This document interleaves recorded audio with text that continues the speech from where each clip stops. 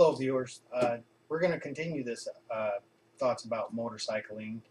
If you've already made the decision and did some talks with the family and friends and figured out if you want to do the type of riding for yourself that you would enjoy, uh, before buying a bike, whether it be a sports bike, cruiser, enduro, dirt bike, uh, you need to consider what are the requirements that you're going to need to actually purchase the bike. Some some states require a license for being on the road. Other states, say if you have your driver's license, you can also ride a motorcycle. Obviously, if you're going to be dirt biking or trail riding, uh, you need to know what are some of the legal ramifications for going on so much property and what trails are available in your area, things of that nature. But one of the things that, regardless of what type of riding you're going to need, is protective gear. And that can be uh, pretty inexpensive or it can be very expensive. It depends on the type of riding you're going to be doing and also how you purchase your products. There's obviously everyone's going to need a helmet. It doesn't matter what kind of riding you're going to be doing.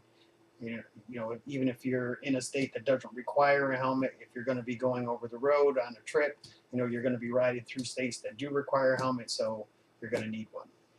That's bare minimum. And then, depending on your comfortability level, you get into gloves and jackets and pants and boots, and I mean the list goes on and on. And that's just something that you're going to have to decide what you're comfortable with and what you're not comfortable with based on the type of activity or riding you're going to be doing.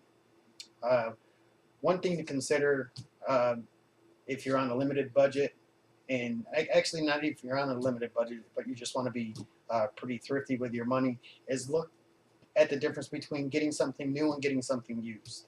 Obviously, with that, you also come into the safety factor versus the cost factor. Some helmets, if they fall off a table and land on concrete, that helmet can have slight fractures in it, and if you get in an accident, then you're worse for wear. So you have to understand what you're buying, and also when it comes to buying your equipment, you have to be familiar with the different sizes manufacturers use. Not all manufacturers use a standard size. You might buy one manufacturer helmet and it was a large. You go buy your next helmet from a different manufacturer and you may need a medium. So it's better to know by going into different stores or using different size charts based on the manufacturers to figure out what size you use in their products.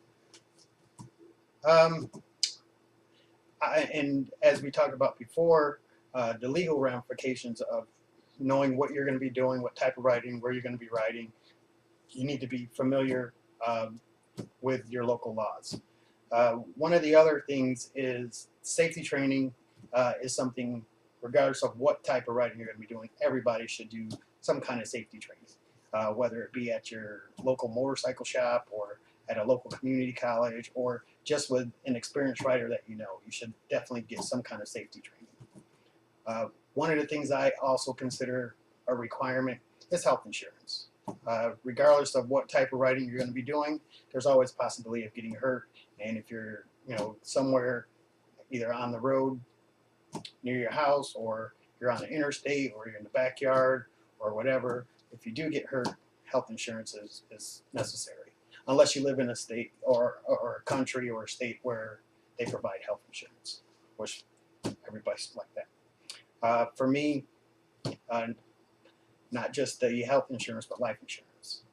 It's something that if something does happen, I want to make sure that my family, my loved ones are taken care of. And that'll be it for this part. Thanks for viewing. Bye.